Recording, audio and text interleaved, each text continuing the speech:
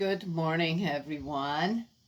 It is, what time is it now? It's got to be going on by 8:30, and supposedly we're there. I see clouds, I see the sun, I see blue skies, I see more blue skies over here than I do over here. It looks like something's maybe brewing, maybe not, but we're supposed to have a big storm coming through here. More or less all day long, thunderstorms, big storms, weather alert kind of stuff. And so the question is, should I let the horses out or not? And it's not like they don't really care if there's a storm. If it gets bad enough, they just come back and say, well, you want to let us in? We don't like this weather either. But they've been out in storms and they didn't care. But anyway, so I thought, well, it's supposed to be over by about 9 o'clock. That's what the information that I got from my sister-in-law, who says, hey, by the way, and the info is always appreciated, yet when I look now, okay, well, what's going on? Obviously, maybe the time has changed and the storm's moving differently or something since, 3 hours ago. Okay, so be it. Gus is the only one back of the three, so it's one of those things. Oh, what happened to you out there that you're back early, right? Or is there something going on with the other two? Don't know. I have no idea. So we'll have to just wait for those guys to get back too. But anyway, so here I was getting ready for big storm and nothing's happening. So what do? Well, you just keep on going. Right? You just, okay. So what if I didn't have that information? Well, I can look out there and kind of see, those are some pretty dark clouds. Let's see how fast they move, right? Yes? And then do things according to that. Yeah, I'm going to go over to the barn here after my Bible video and feed them and let them out. Done. And then we'll see what happens, right? The rest of the day. So there is that.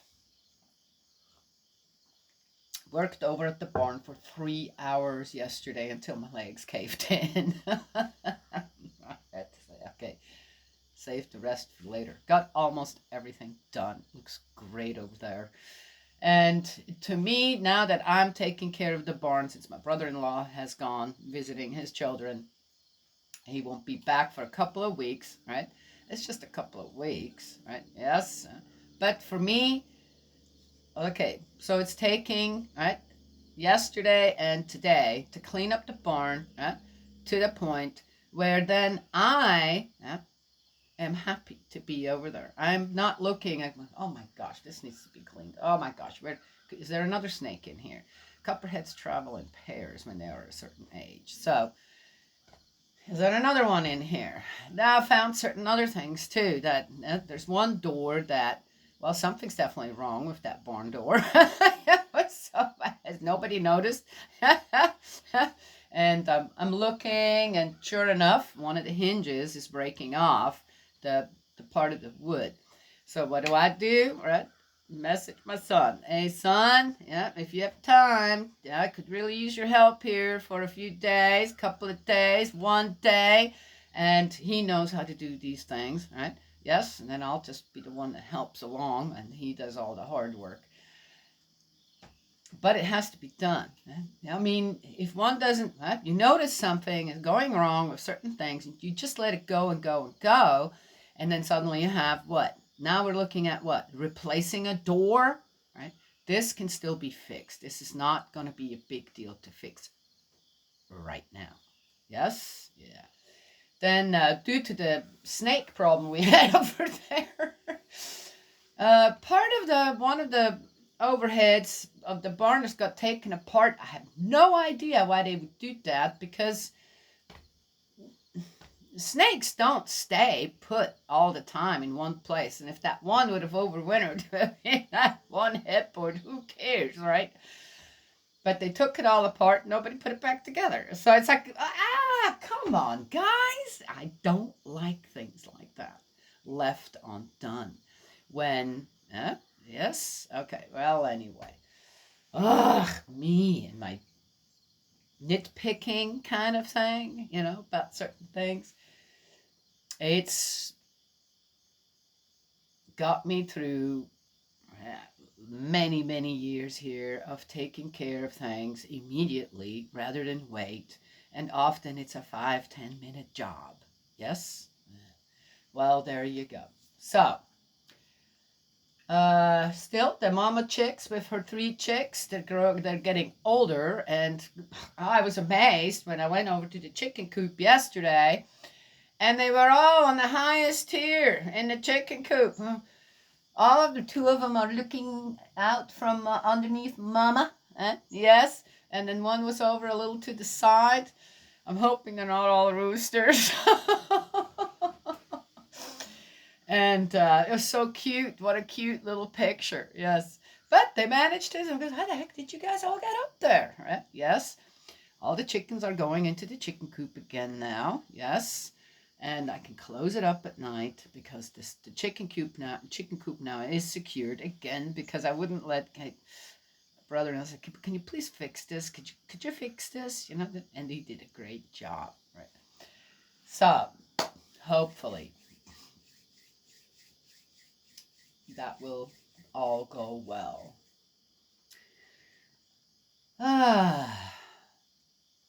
Got to do a little more planting. Yes, I still plant towards the winter. There are winter crops that do really, really well. And here it'll frost, but it's not going to be that bad to begin with. And one can still grow a lot of stuff here through December. And then certain things come up in January. Yes, like, for example, turnips and all that. Yeah. Kale. All right. Okay. Let's get going here. Oh, worked in the kitchen. So I came back over, took a rest, and then started looking. Say, okay, where am I going to put everything now in my kitchen that has now kitchen cabinets? My goodness, it's like a foreign world to me, to have a kitchen like that, and trying to put things everywhere where. When you live somewhere for 20 years and you have your things set up, right? I always have things set up so they're handy wherever I need them, up there, yep, without having to dig through drawers or this or that. I can't stand that. Okay. And I got my cast irons back on the wall. And so to put everything where you think it could go, I said, it's like,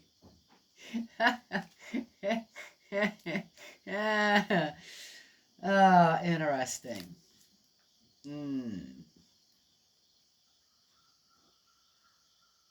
But little by little, yes. Well, the kitchen's not done yet, so still certain things have to just stay where they are. But it's been interesting. Huh? Yes. Oh, and I have a faucet now that doesn't leak yet. Hey, Gus. Look, here they are, the agrimony seeds all over him again. Look at this. This is what he's got all over himself. The best way, I have a pair of scissors here. I just cut them out. It hurts them too much to pull them all out. So they're not as bad as they were, but they're still around. Okay, all right. Let's get going here. Me and my life.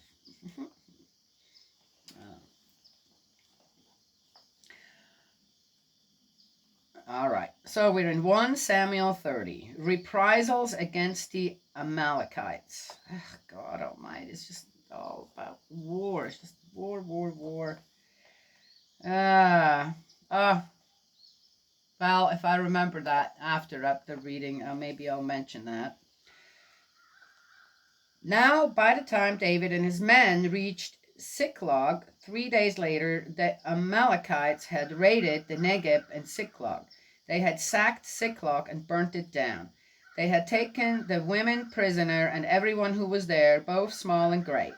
They had not killed anyone, but had carried them off and gone away. When David and his men arrived, they found the town burnt down and their wives and sons and daughters taken captive.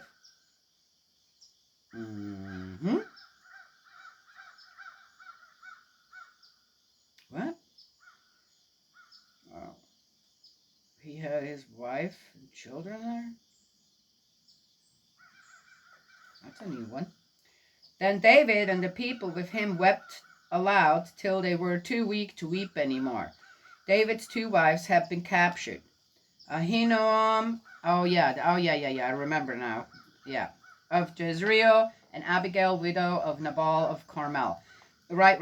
I remember now where it says that he went somewhere with his crew. So that's where they were. David was in great trouble since the people were talking of stoning him. The people all felt very bitter, each man for his own sons and daughters. But David took courage from Yahweh, his God. Why are they blaming him? Were they Amalekites there because David had his crew there? What is that all about? They always blame somebody else. Well, there you go again. This is such a...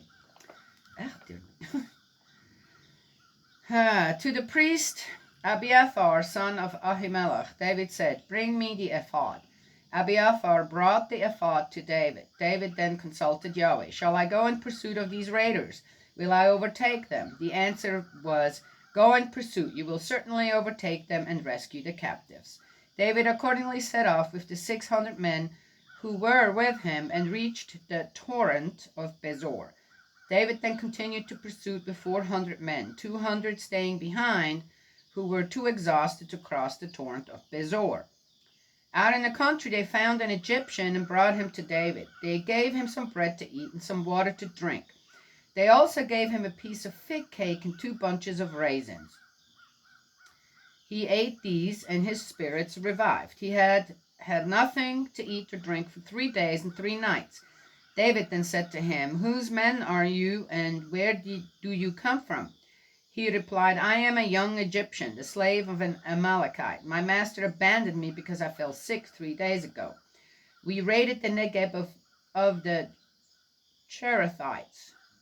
Oh, that's a new one. "And the Negeb of Judah, and the Negeb of Caleb, too. And we burnt Ziklag down." David said, "Will you guide me to these raiders?" He replied, "Swear to me by God not to kill me or hand me over to my master, and I will guide you to these raiders." Oh, swear to me by God. That's interesting too. Now is he also a believer in God? He's an Egyptian. Oh, interesting. He guided him to them, and there they were, scattered over the whole countryside, eating, drinking, and celebrating, on account of the enormous booty which they had brought back from the territory of the Philistines and the territory of Judah. David slaughtered them from dawn until the evening of the following day. No one escaped, except 400 young men who mounted camels and fled. He rescued everything that the Amalekites had taken. David also rescued his 2 wives. Nothing of theirs was lost, whether small or great, from the booty or sons and daughters, everything that had been taken from them. David recovered everything. They captured the flocks and herds as well, and drove them in front of him. "This is David's booty," they shouted. When David reached the 200 men who had been too exhausted to follow him, and whom he had left at the torrent of Bezor, they came out to meet David and the party accompanying him. David approached with his party and greeted them. But all the rogues and scoundrels among the men who David had gone with David began saying, "Oh, wait a minute. What?" Approached with his party. But all the rogues and scoundrels among the men who had gone with David began saying, "Since they did not go with us, we shall not give them any of the booty which we have rescued, except that each of them can have his wife and children. Let them take them away and be off." But David said, "Do not behave like this, brothers, with what Yahweh has given us. He has protected us and has handed over to us the raiders who attacked us. Who would agree with you on this? No. As the share of the man who goes into battle, so is the share of the man who stays with the baggage. They will share alike." And from that day on he made that a rule and custom for Israel, which obtains to the present day. When David reached Ziklag, he sent parts of the booty to the elders of Judah, town by town, with his message. Here is a present for you, taken from the booty of Yahweh's enemies. To those in Bethel, to those in Ramoth of the Negeb, to those in Jatir, to those in Aroer, to those in Sifmot, to those in Eshtemoa, to those in Carmel, to those in the towns of Jerahmeel, to those in the towns of Kenites, to those in Hormah, to those in Borashan, to those in Attach, to those in Hebron, and to all the places which David and his men had frequented.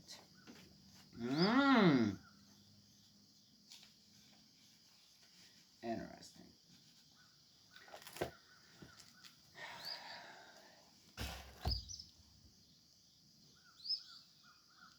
So,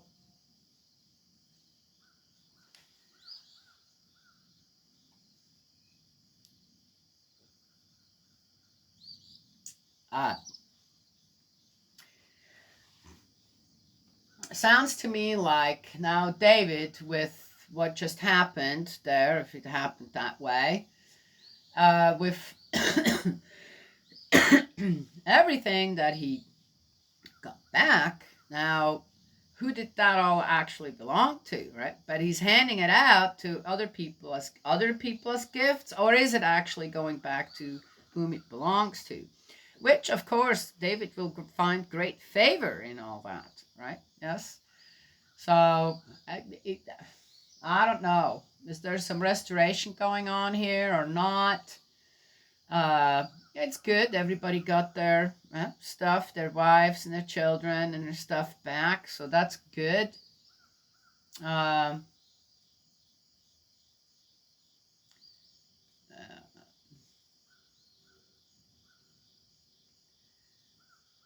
It just continues on, seems like. Oh, which brings me to a comment that I saw where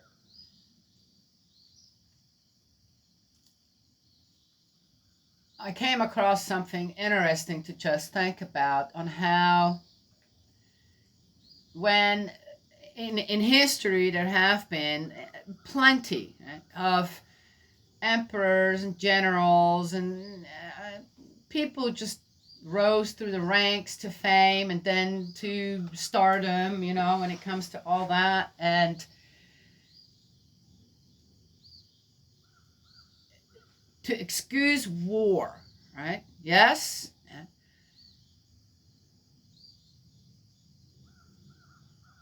The excuse to unify territory, right?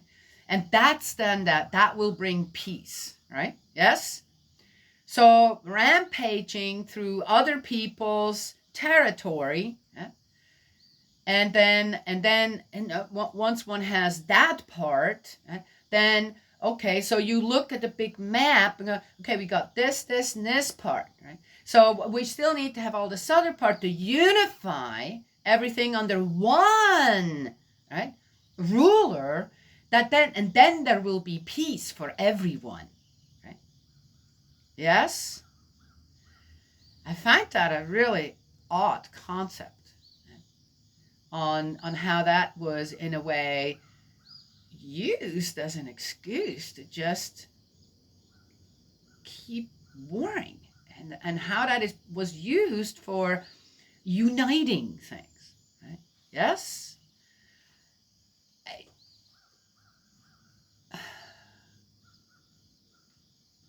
What an odd kind of oxymoron that is, or a fallible, it's almost like a fallible theory, right, on how that is supposed to work.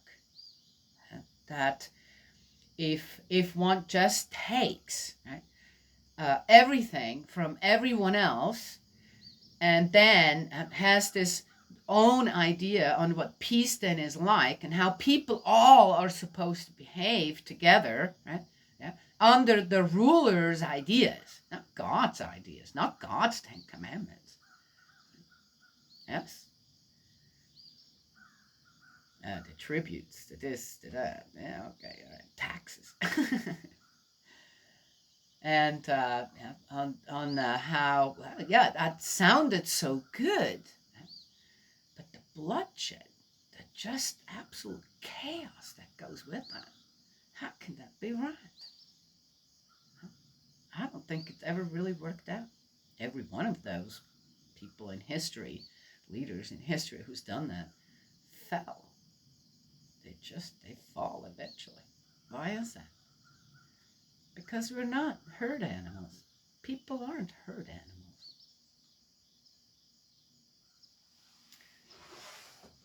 That, okay. Well, anyway, that just said there's a comment about Genghis Khan, and on how, okay, what I just explained. And yeah, well, anyway, it's one could get farther into it and find absolutely no understanding from anyone. But when I look at that, right, how can one build up anything peaceful and harmonious on so many bodies? Hmm? And then, for again, sometimes, how many times have women and children been slaughtered? Well, because that kind of went with the plan. One has to keep instilling fear so that when you move forward, right, you're going to keep being successful because the people that stand in your way are now freaked out. Yes? Yeah. So, anyway, yeah, I don't know David's course and how he's been battling this, that, and how people just seem to battle all the time, this, that, for what? Right?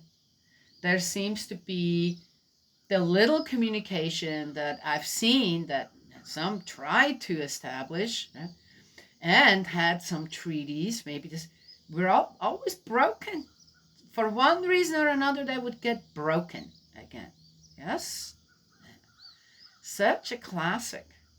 It's a classic way on how when our own will takes over, we lose sight of everything that actually God has put in place that would work perfectly well, even with human beings, if we just would adapt more to God's point of views and ways. Of course, God's always mentioned, say, yeah, go right ahead, go after them. Yes?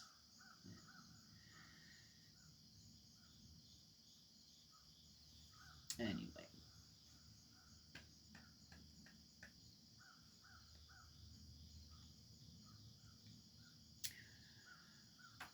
What I find interesting too, and how David uh, disregards the counsel, right, of whom again, who did put God in place to deal with the ephod, to deal with, right? Yes, the covenant, and be the advisor, for example, to someone like David.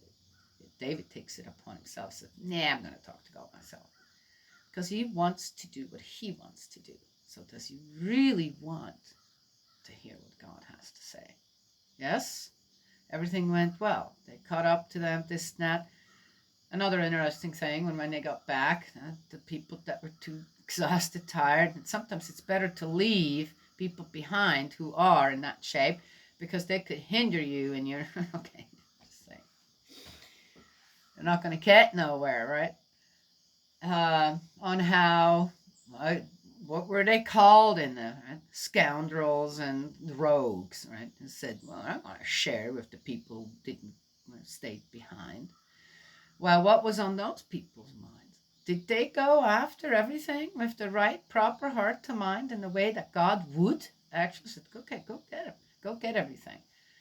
But let get away who gets away. Don't add. Okay, God doesn't want any of that. I know that already. But just to say. And here they are, right? Yeah. So they got the booty back. They got the wives, and they're okay to give those back, right? Yeah. But otherwise, they want to keep everything else. Well, what does that make them then? Thieves to their own people. Isn't that the truth? Yeah. So, thieves of the people. Hmm.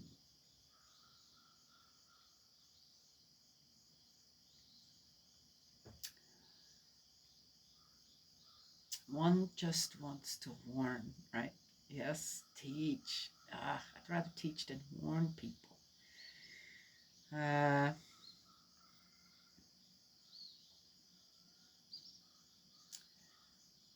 no one lives forever, and you are going to end up in the afterworld, in the spirit world, in the afterlife. And uh,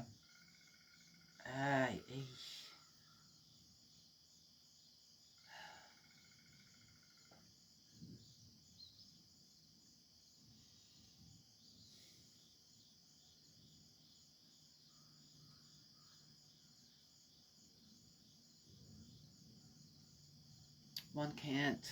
Uh, if one really understands God's heart, one doesn't wish anything bad on anyone. It doesn't matter who they are, what they do, what they have done. One doesn't. One feels sorrow, great sorrow, for what awaits them. In the meantime, we just try to teach. Do better. Try.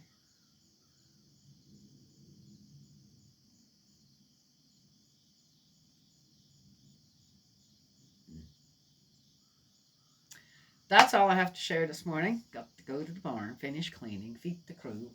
Still doesn't look like there's going to be a storm now. It's all blue over here, too. There's one coming. It's just not right now, so I'm going to let the horses out. Done. That's all I have to share today. God's love and blessings always. May He protect you, and I will talk to you all another time.